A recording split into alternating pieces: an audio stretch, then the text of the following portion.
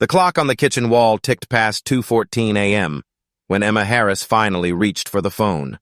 Her fingers trembled so badly that the receiver slipped once before she managed to hold it steady.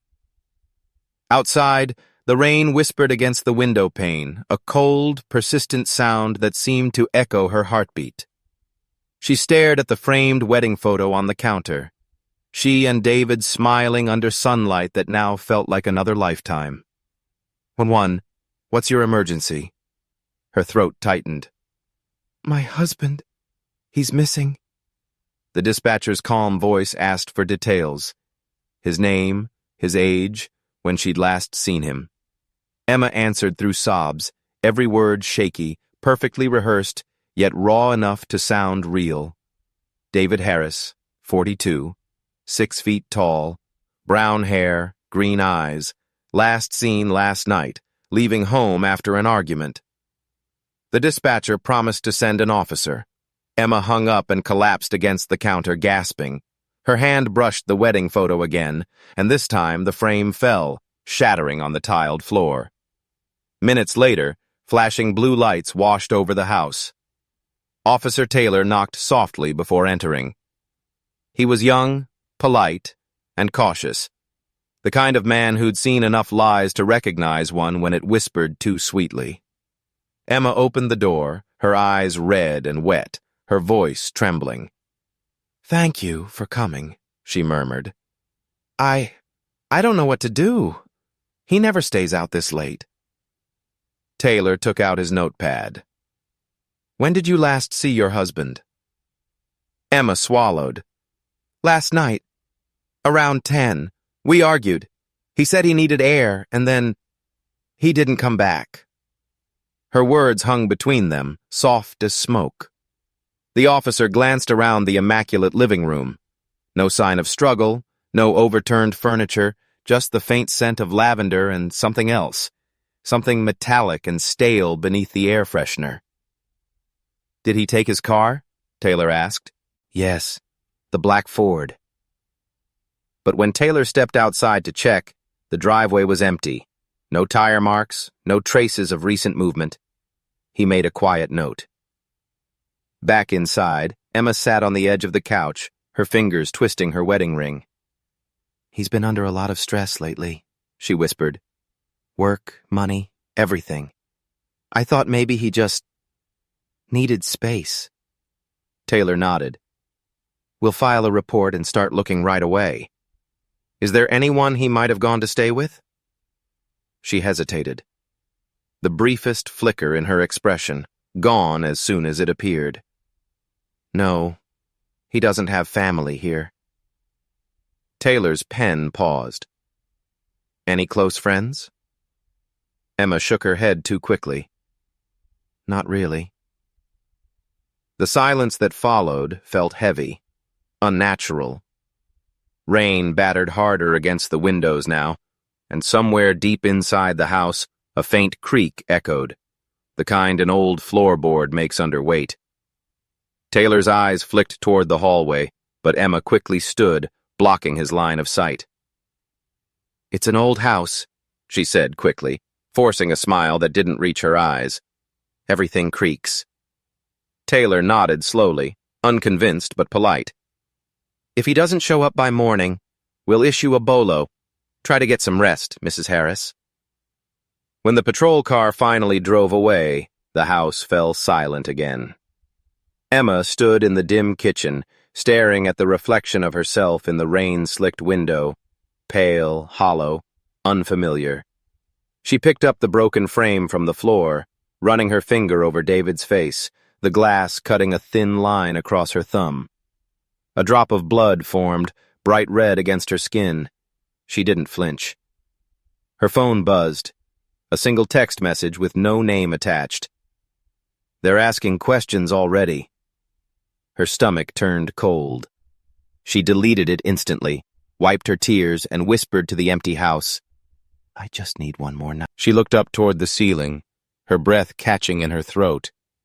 And for the first time that night, she looked genuinely afraid. 2 weeks earlier, the Harrises were the kind of couple that made neighbors sigh with quiet envy. Their white two-story home on Willow Creek Lane had fresh paint, trimmed hedges, and flower boxes that bloomed in perfect symmetry. On weekends, David would mow the lawn while Emma brought him lemonade, smiling for the neighbors who waved from their driveways. They looked picture-perfect, the kind of couple you'd imagine in a real estate brochure. But perfection, like glass, hides its fractures until the right pressure makes it shatter. Inside that beautiful house, the smiles faded quickly. David's once gentle voice had sharpened into irritation, every word edged with exhaustion. He had lost a major client at his construction firm, and the bills kept piling up. Emma had tried to help by taking a part-time job at a florist shop, but even that gesture became ammunition during arguments. "I'm doing everything I can," she had said one night, her voice trembling as she cleared the dinner table. "Yeah? Working 3 days a week arranging roses? That's really helping," David snapped, sipping his whiskey. "You just don't get it, do you? I'm drowning here." She looked at him across the dimly lit kitchen. The man she'd married 9 years ago, the man who once left notes in her lunchbox and kissed her forehead every morning. Now his eyes were tired, bitter, and full of something colder than anger. Disappointment. "You've changed," she whispered. "So have you," he shot back, pushing his chair away. The distance between them grew with every passing day. They spoke less, avoided each other more, and filled the silence with polite pretense whenever someone else was around. Their next-door neighbor, Mrs. Langley, would often tell her friends, Emma and David are the sweetest couple I've ever met, always holding hands at barbecues." She didn't see how Emma's hand tensed each time David's fingers closed around hers. One afternoon, while dusting the mantel, Emma noticed a bill tucked behind a photo frame, an overdue notice from the bank. Her stomach dropped. David had promised the mortgage was fine. She confronted him that evening, and the argument that followed shattered whatever peace they still had left. "You lied to me," she shouted. "I could have helped." "Helped?" He barked out a humorless laugh. "You don't even know what helping means. You just spend and smile." She threw the paper at him, her eyes burning. "Then why are you still here, David? If I'm such a burden, why don't you just leave?" He didn't answer. He just stared at her, expression blank, as if the idea had already been forming quietly in his mind. That night, Emma cried in the shower, the sound of the water masking her sobs. When she stepped out, she caught her reflection in the fogged mirror, pale, hollow-eyed, barely recognizable. The woman staring back at her looked more like a ghost than a wife. In the days that followed, she tried to make things right. She cooked his favorite meals, left notes on the fridge, even bought tickets to a comedy show they once loved. But David barely noticed. He came home later each night, smelling faintly of expensive perfume that wasn't hers. The first time she smelled it, she said nothing. The second time, she checked his phone when he was asleep. The messages she found there, "Miss you," "Can't stop thinking about last night," sliced through her like glass. When he stirred in bed, she quickly locked the phone and placed it back on the nightstand, her pulse thundering. She lay beside him, eyes open, staring into the darkness. By morning, she had made a decision, one that began as heartbreak, but would soon twist into something far darker. The next day, she smiled at Mrs. Langley across the lawn, waving as if nothing was wrong. Behind her, inside the house, the air already felt heavier.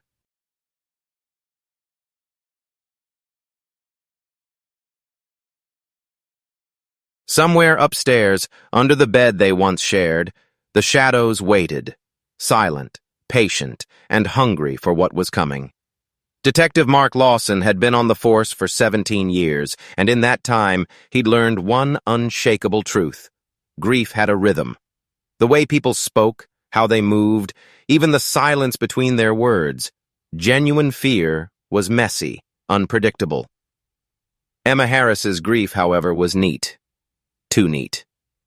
He first noticed it when he returned to the Harris residence the next morning. Emma greeted him at the door, dressed in a soft blue cardigan, hair brushed, face pale but calm. There were tissues on the table, an untouched cup of tea beside them, and the faint scent of lavender masking something sharper beneath. "Thank you for coming back, Detective," she said. Her voice trembled just enough to seem sincere. Lawson stepped inside, glancing around the living room. Nothing seemed out of place, but that in itself bothered him. Most missing person homes were chaotic, drawers rifled through, signs of panic. Here, every surface gleamed. "I just have a few follow-up questions," he said, flipping open his notepad.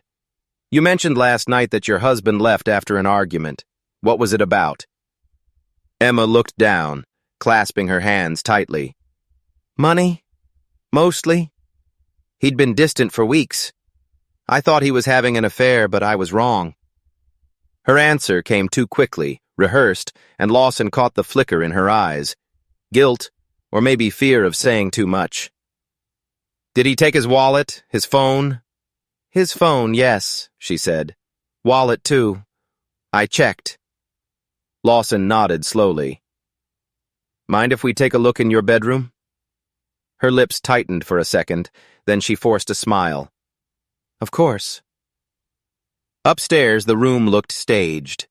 The bed neatly made, a single framed photo of the couple on the nightstand.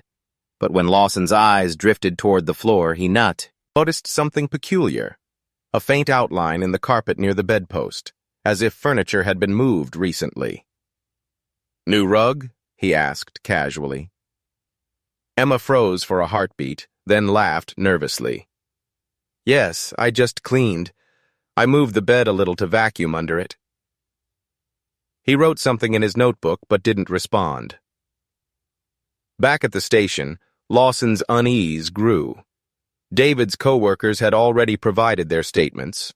One of them, a man named Ryan Cole, claimed David had confided that he was planning to leave Emma. "He said she'd been acting strange," Ryan told him, checking his phone, showing up at work like she didn't trust him.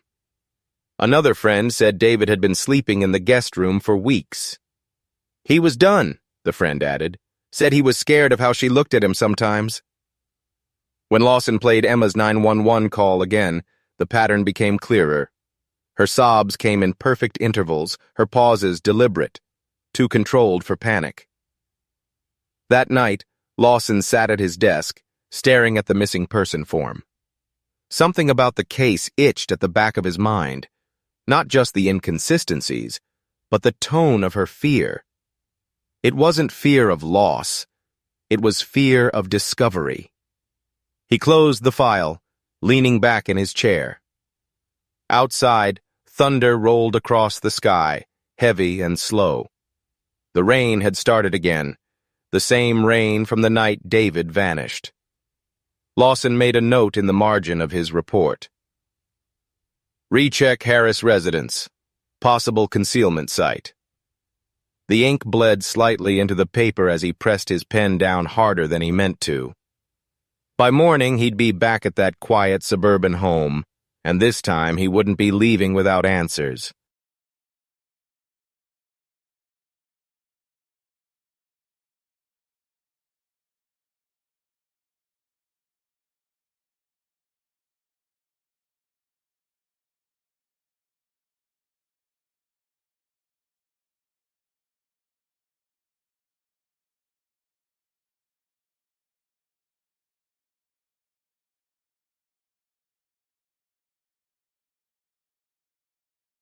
"3 days before the disappearance, rain hammered against the Harris house, the same steady rhythm that would later echo in Detective Lawson's mind. The power had flickered twice that night, leaving the house cloaked in uneasy darkness. Emma stood by the basement door, one hand on the knob, listening to David's voice below, low, sharp, controlled in that dangerous way it always was before he snapped. "Emma, get down here!" he called. She hesitated. For hours they'd been circling the same fight. His late nights, her questions, the lies between them thick as fog. She finally descended the creaking stairs, the smell of damp concrete and oil filling the air. David stood near his workbench, sleeves rolled up, a half-empty whiskey glass beside him.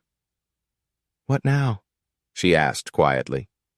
He turned to her, eyes glassy with drink but bright with fury. "You want to tell me where you were last Thursday?" Emma blinked. "I told you. Work ran late." He slammed his fist against the table. Tools rattled. "Don't lie to me. Ryan Cole called me. You know what he said? That he saw you crying outside his office. Crying, Emma. Why would you go to him?"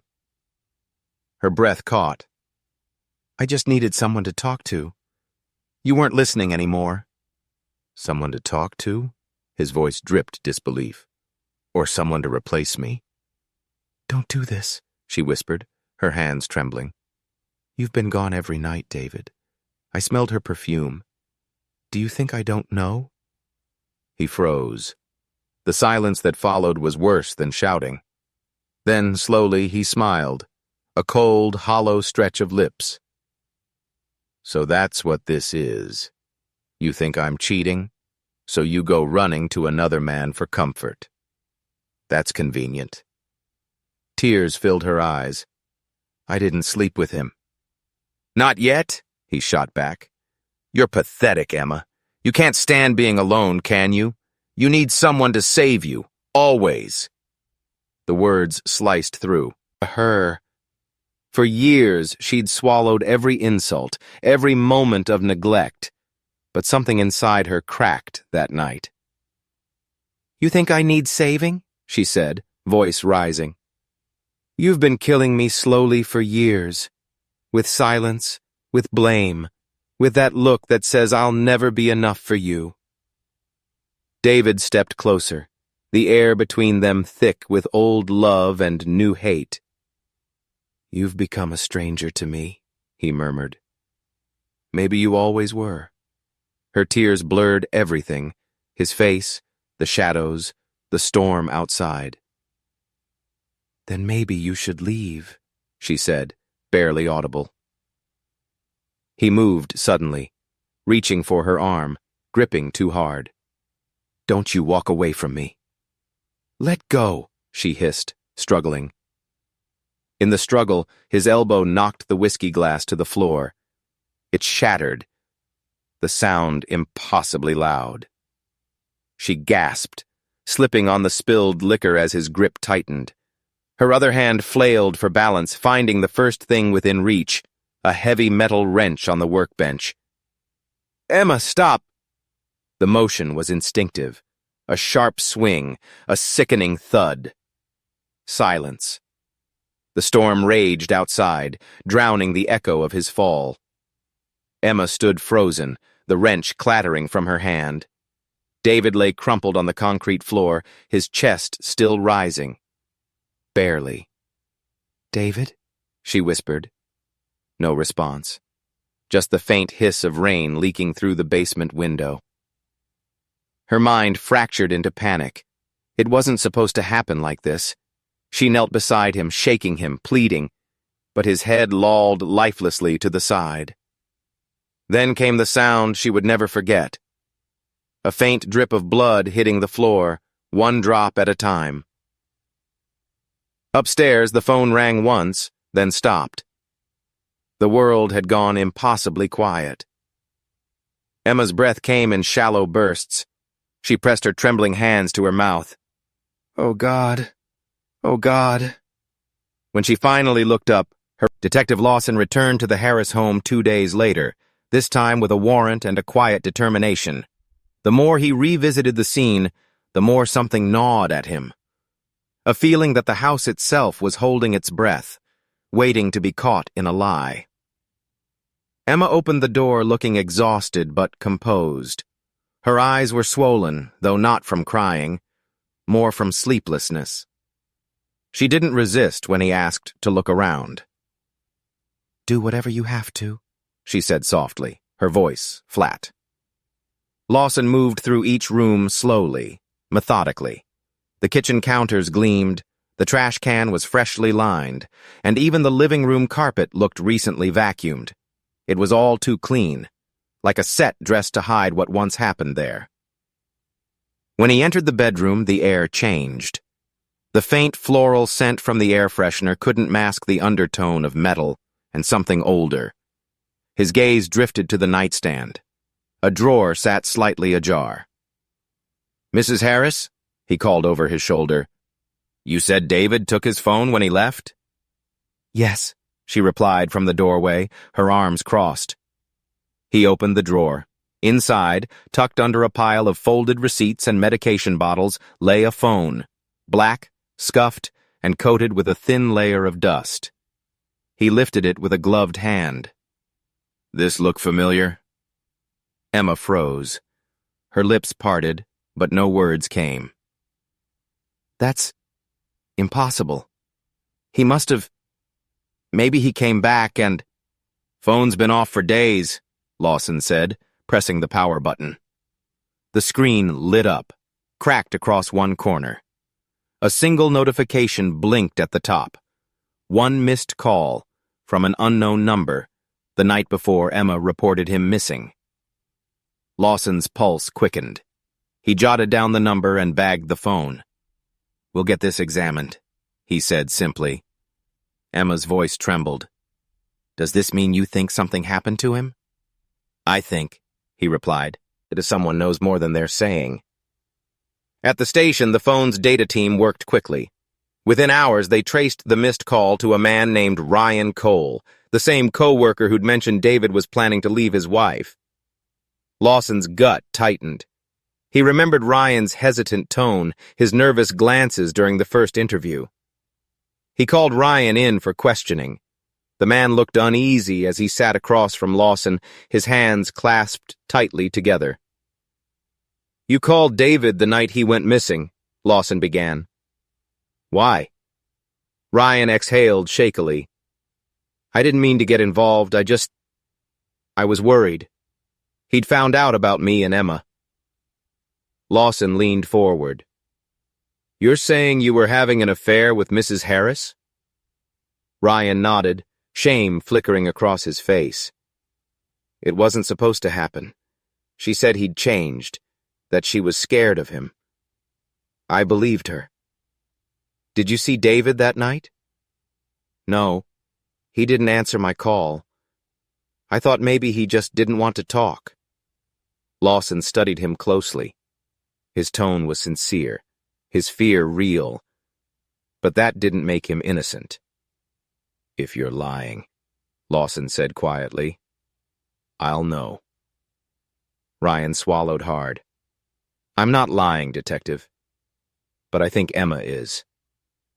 Lawson's pen hovered over his notepad. "What do you mean?" Ryan hesitated. "She told me she'd handle everything, that after that night, no one would come between us again." Lawson's eyes narrowed. "What night exactly?" Ryan looked up, and his silence was the only answer Lawson needed.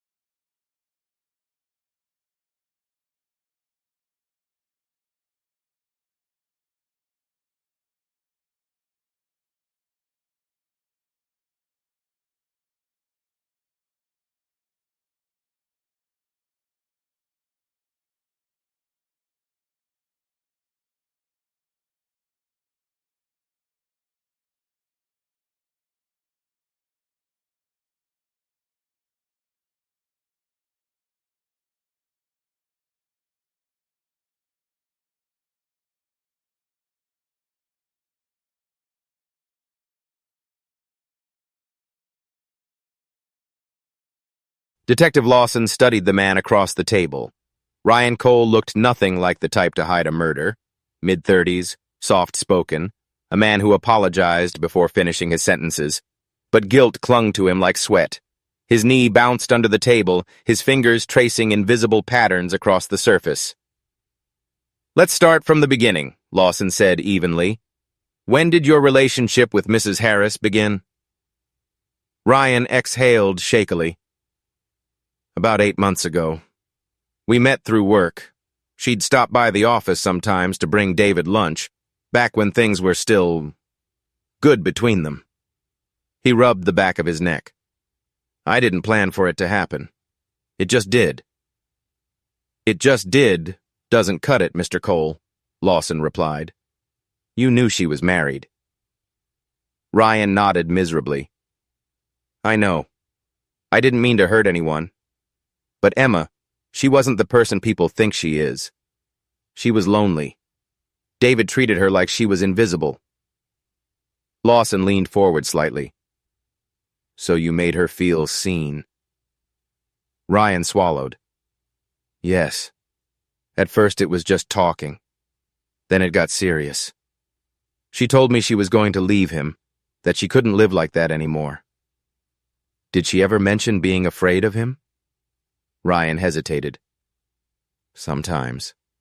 She said he'd grab her arm during fights, that he could be cruel with words. But I never saw any bruises. Did David find out about the affair? Ryan's eyes darted away.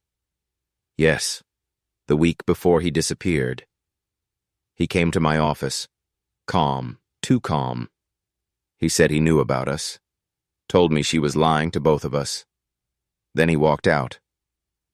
I thought he'd confront her that night, but I never heard from either of them again. Lawson watched his expression closely. There was fear, but not the kind born of guilt. It was the fear of a man who knew he was in over his head. Still, something in his story didn't sit right. You called David the night he vanished, Lawson said. Why? I wanted to apologize, Ryan said quickly. I thought maybe if I owned up to it, things would calm down. But he didn't answer. Lawson flipped open his notebook. You told me earlier Emma said she'd handle everything. What did you mean by that? Ryan's face drained of color. She said that after David came to my office. I asked what she'd do, and she just said, You'll see. I'm done being afraid. I thought she meant divorce, not... His voice broke. Not whatever this is. Where were you the night of the disappearance? At home, Ryan said. Alone. Anyone who can confirm that? No. Lawson wrote something down, then closed the notebook slowly. Ryan, you're either the most unlucky man I've ever met, or you're not telling me everything. Ryan's eyes filled with tears. I didn't kill him, Detective. I swear to God, I loved her. Maybe that was my mistake. Lawson stood, pacing to the window. Outside, the rain had started again. Soft at first, then steady, like the night David vanished. Love, he murmured, has ruined more lives than hate ever could. Ryan lifted his head, his voice barely above a whisper. You think she did it, don't you? Lawson turned. I think Emma Harris has more secrets than she's willing to share. And if you're protecting her, she'll let you take the fall. Ryan's shoulders slumped, defeat written all over him. Then find her, he said quietly. Ask her what she told me that night. What did she tell you? Ryan met his eyes.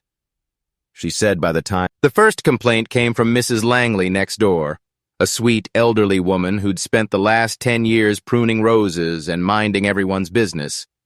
She called the police after noticing an awful, sour odor wafting through her open kitchen window every evening. It was strongest, she said, whenever the rain stopped. By the third call, Detective Lawson decided to see for himself. It was late afternoon when he pulled up to the Harris house.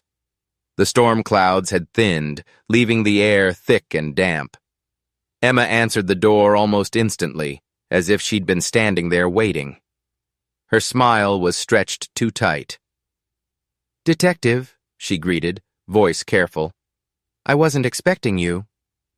I got a call from your neighbor, Lawson said, stepping inside without asking. She mentioned a smell. Plumbing issue? Emma nodded quickly. Yes. I've already called someone. Probably the drains. The basement's been musty since the storm. Lawson inhaled deeply. The scent hit him immediately. Sweet rot and something metallic beneath it, faint but unmistakable. Not sewage, not mildew. Something worse. Mind if I take a look? She hesitated only for a second before forcing another smile. Of course not. I have nothing to hide. The basement stairs groaned as he descended. The smell grew stronger with every step. The air was heavy, damp, and unnaturally still. He scanned the room, freshly cleaned floor, tools arranged neatly, and a new can of industrial-strength bleach sitting by the workbench. You've been busy down here, he said. I told you I was cleaning, Emma replied sharply from behind him. This house is old, Detective. Things decay. He turned to face her. Yes, he said quietly. They do.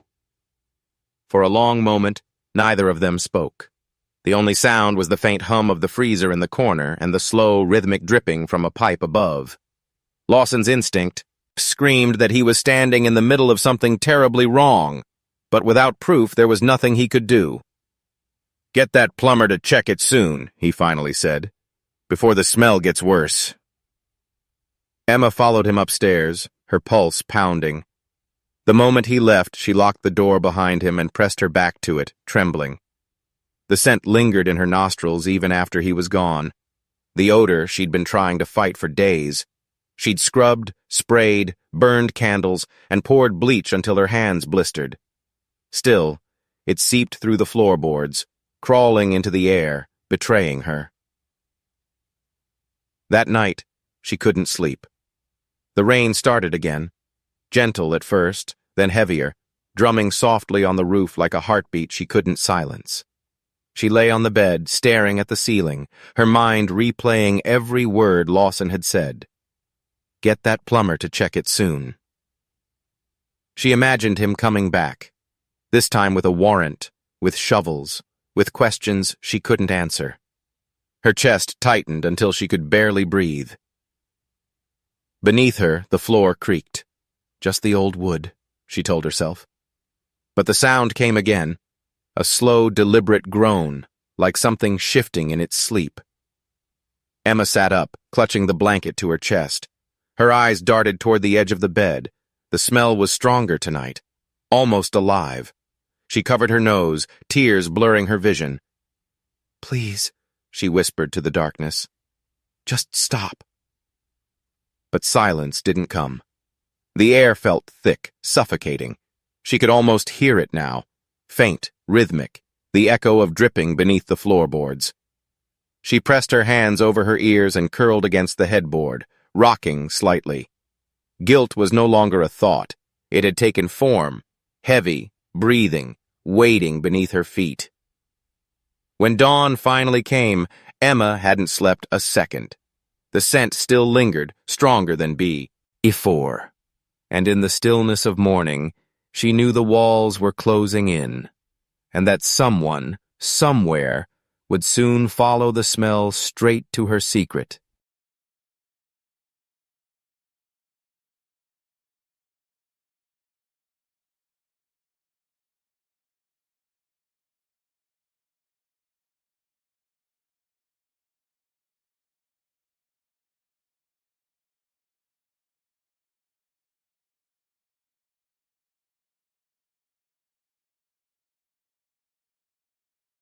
Morning light poured weakly through the half-drawn curtains as Detective Lawson stepped into the Harris bedroom. The air was thick, too clean this time, overpowered by lavender spray and ammonia. Emma stood near the doorway, arms crossed tightly against her chest, her face pale but expressionless. Routine check, Lawson said, glancing around. Just want to make sure the smell isn't coming from anything structural. She nodded, eyes darting to the bed. That heavy wooden frame she hadn't moved in days. Every nerve in her body screamed for him to leave, but her lips stayed still. Two forensics officers entered, carrying their kits. The sound of latex gloves snapping filled the silence. One of them, a young technician named Vega, knelt beside the bed and flicked on a small UV flashlight. Dust sparkled like stars across the floorboards. And then, something darker caught his eye. "Detective," Vega said softly, "you might want to see this." Lawson crouched beside him. Under the harsh glow, a faint shape began to take form, the outline of a bare foot, smeared with a reddish-brown stain that trailed faintly beneath the frame. "Looks like blood," Vega whispered. "But the direction's off. Toes are pointed backward." Lawson frowned.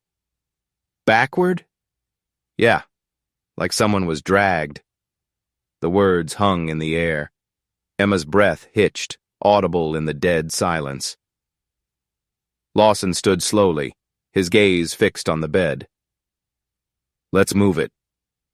Emma's voice cracked. "Is that really necessary?" "I told you," the plumber said. "Ma'am," Lawson interrupted, firm but calm. "Please step aside." The officers gripped the bed frame. The wood screeched against the floor, the sound raw and grating. As it shifted, a wave of foul air rolled out, thick, wet, unmistakable, the scent of decay. Emma staggered backward, her hand flying to her mouth. The world tilted. The noise around her, the scraping, the murmurs, the shuffle of boots, all blurred into a single droning hum. "Detective," Vega called again, this time his voice tight. "You need to see this." Lawson leaned down, covering his nose. The floorboards beneath the bed were stained, the wood discolored and swollen from moisture. He motioned for a crowbar. "Carefully," he ordered. The first plank came up with a groan, a second followed, and then silence. What lay beneath was not just evidence. It was finality. A glimpse of fabric. A hand. Emma screamed. Her legs buckled as she dropped to the floor, sobbing, her body trembling uncontrollably. "No, no, please!" Officers rushed forward, but Lawson just stared at her, realization settling in his chest like lead. "David Harris," he murmured. "He never left this house." Emma's screams turned to gasping sobs, each one strangled by guilt and terror, her eyes fixed on the dark cavity beneath the bed, on what she had buried and tried to forget.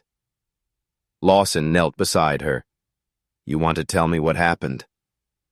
She shook her head violently, tears spilling. "It wasn't supposed to. I didn't mean—" He didn't press further. The truth was already here, rising like a tide from the floor. "Get a perimeter," Lawson instructed. "No one in or out." The room filled with motion, flashlights, cameras, murmured codes into radios. Yet for Emma, it all faded. The world had shrunk to a single unbearable point beneath her feet. She could feel it now, every heartbeat echoing against the hollow floor, every secret clawing its way up through the boards. As the officers began lifting what was left of David, Emma's body went limp. Darkness pressed in at the edges of the interrogation room was silent except for the hum of the fluorescent lights above. Emma sat at the table, her wrists cuffed loosely, eyes red and swollen. Her once pristine hair hung limp around her face, strands clinging to her damp cheeks. Across from her, Detective Lawson watched, calm, steady, unblinking. Between them sat a small recorder, its red light blinking like a heartbeat. "Whenever you're ready," Lawson said quietly. Emma's hands trembled as she gripped a tissue. "You already know everything," she whispered. "I didn't want this to happen. I never did." Lawson didn't respond. He just leaned back, waiting. The silence stretched until it began to choke her. "It was that night," she said, voice cracking. "He came home late, drunk. I could smell the whiskey on him before he even walked into the room. He knew. Somehow, he knew about Ryan. Her chest heaved as the memories poured out, unstoppable now. He started yelling. Not words, just noise. He called me every name you can think of, said I'd ruined him. He grabbed me by the arm and pushed me into the basement. Her voice faltered. I thought he was going to kill me. Lawson's gaze flicked up from his notepad. And what happened then? Emma's eyes filled again. He grabbed the hammer from the tool bench. I screamed. I don't even remember reaching for it, but I did. There was another one beside it, and I just swung. She swallowed hard, her voice collapsing into sobs. It was once. I swear it was just once. He fell, and there was blood. So much blood. I panicked. I didn't know what to do. The detective's pen stilled. So, you hid the body. She nodded weakly. I couldn't think straight. I thought, maybe if I just had time I could explain it. That someone would understand. That it was an accident. The red light on the recorder blinked steadily as Lawson's expression remained unreadable. You wrapped him in the tarp and hid him under your bed? Her voice came out in a broken whisper. Yes. Silence again, only the hum of the lights. Then Lawson leaned forward, his tone changing, lower, sharper. You're saying David came after you first, but the forensics don't show signs of a struggle. Emma blinked, confused. What? No overturned furniture, no bruising consistent with being grabbed or thrown, and your fingerprints are all over both hammers. Her lips parted. Both? Yes, Lawson said slowly. 2 hammers were found in the basement, one with David's blood, one completely clean, but both wiped down at the same time. Emma froze. Lawson's eyes narrowed. You said he swung at you first, but the blow to his head was from behind, not in front. For a moment the color drained from her face. That's not possible. It is, he said. And you knew it. Emma's breathing quickened. She tried to speak, but no words came. Her mind spun through the memories she'd tried to bury. The argument, the rage, the finality of that sound. Lawson leaned in closer. This wasn't self-defense, Emma. This was fear. And maybe revenge. She shook her head violently. No, you don't understand. He was going to leave me. He said he'd take everything. The house, the money, my life. I couldn't let him destroy me. Tears streamed down her face, but her words came faster, tangled in guilt. I didn't mean to kill him. I just wanted him to stop. Lawson switched off the recorder, the click echoing through the room. He stood, staring down at her trembling form. You just told me more than you think, he said. Emma looked up, confused, desperate. What do you mean? He turned toward the door. Because now I know you weren't alone that night. Her mouth opened in shock, but no sound came. Lawson didn't look back as he left the room, only muttered to the officer outside, Bring Ryan Cole in. Detective Lawson sat alone in the evidence room, the dim glow of the monitor reflecting off his tired eyes. David Harris's phone lay on the table, cracked, smudged, but finally unlocked after hours of digital forensics. Inside, a single audio file had caught the technician's attention. The timestamp matched the night David vanished. Lawson plugged in his headphones and hit play. Static filled the silence first, faint, muffled, like something half-buried. Then came David's voice, shaky but determined. Emma, just stop lying to me. I know about Ryan. There was a rustle, the sound of footsteps, something scraping across concrete. Then Emma's voice, shrill, frantic.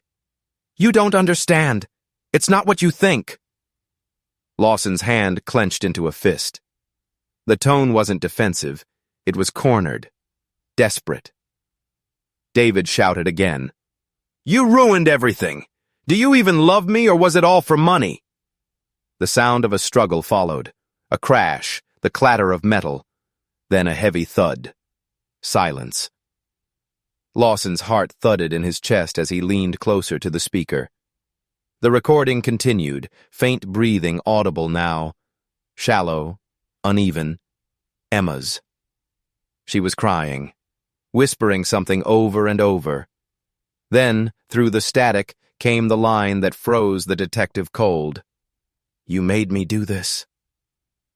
The whisper was soft but clear, calm in a way that made his skin crawl. Not a plea, not shock, a statement. Lawson replayed the final seconds 3 times. Each time the same realization hit harder. This wasn't an accident. This wasn't panic. It was control. He removed the headphones, exhaling slowly. Outside the glass window, the station buzzed with quiet urgency. Officers moving evidence, phones ringing. But inside the room, everything felt distant, heavy. Lawson pressed the intercom. "Get the transcription printed," he said, "and call the DA. We've got our confession, about." Later, he stood outside the holding cell. Emma sat inside, her head resting against the wall, eyes hollow. She didn't look up when he entered. "Emma," Lawson said evenly, "we found something on David's phone." Her shoulders stiffened. He placed the transcript on the table, the printed words stark against the white paper. "You know what this is?" She glanced at it, just once, and then away. "No." Lawson hit play on the recording. The sound filled the room. David's voice, the crash, the scream, and finally, her whisper. Emma's entire body tensed. Her hand rose to her mouth as if to silence herself from years ago. When the final line echoed through the speakers, she broke, a strangled sob escaping before she could stop it. Lawson leaned forward. "He recorded the moment he died. That's your voice, Emma. No one else's." She didn't answer, just stared at the floor, tears tracing silent paths down her cheeks. "It wasn't self-defense," Lawson continued. "You wanted him gone, because he was leaving you, and you couldn't stand it." Her voice came out barely above a whisper. "You don't know what he did to me." Lawson studied her for a long moment. The broken mask, the shaking hands, the woman who'd fooled everyone. "Maybe not," he said, "but he left us the truth." He turned toward the door, leaving her trembling in the dim cell. The recording still played faintly through the speaker, that last whisper looping over itself like a ghost. "You made me do this."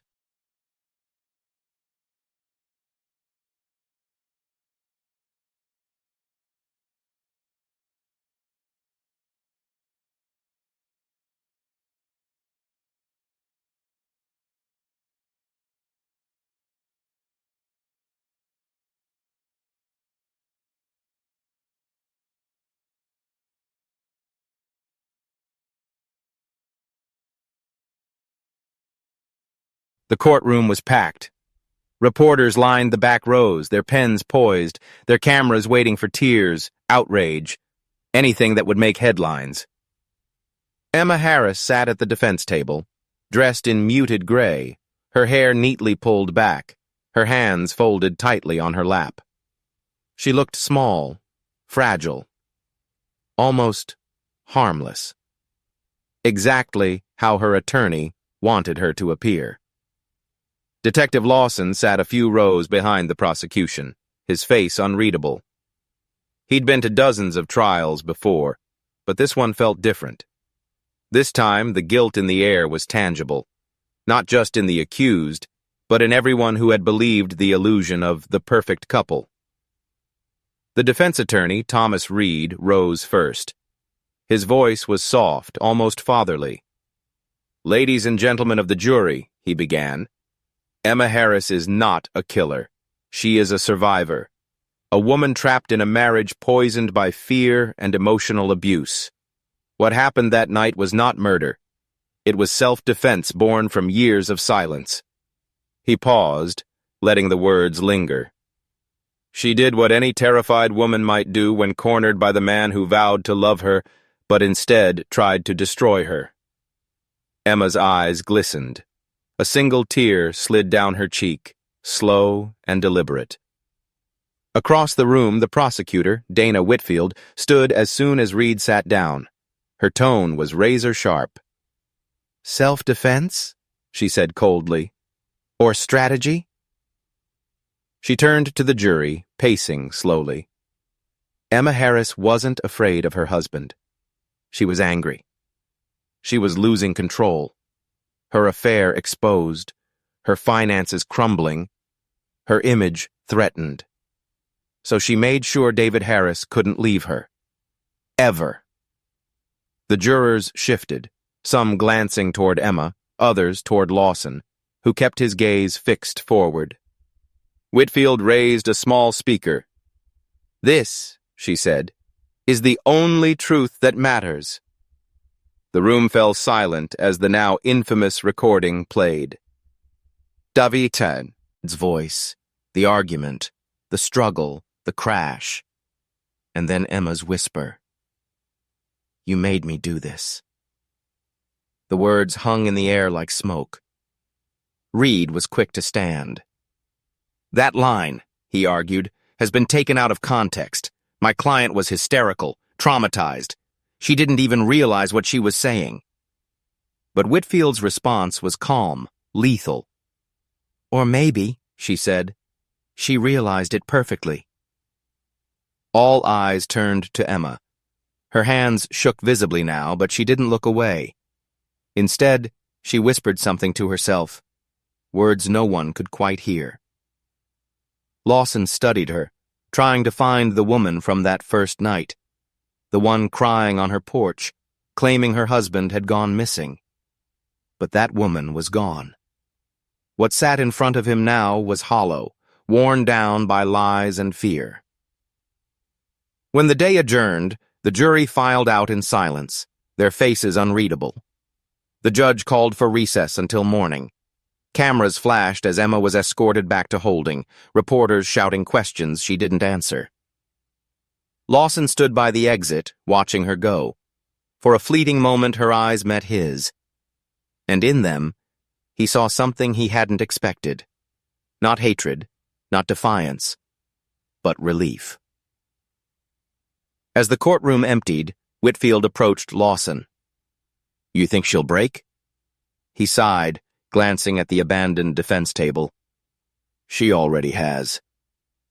Outside, the sky was turning dark, heavy with rain again, just like the night David vanished. And somewhere deep inside, Lawson felt the storm wasn't over yet. There was still something missing. Something Emma hadn't told them.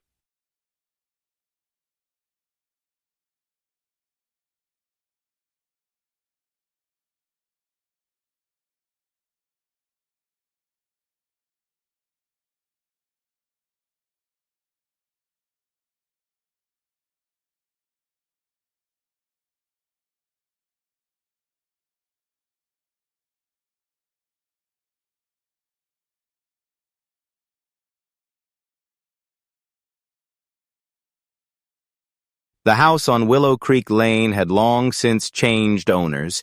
The news vans, the police tape, the whispers, all gone. Fresh paint covered the walls, new curtains framed the windows, and the scent of vanilla candles tried to erase what memory could not. 5 years after the trial, the home was listed again. To the real estate agent, it was a charming 3-bedroom with vintage character. To the neighbors, it was still the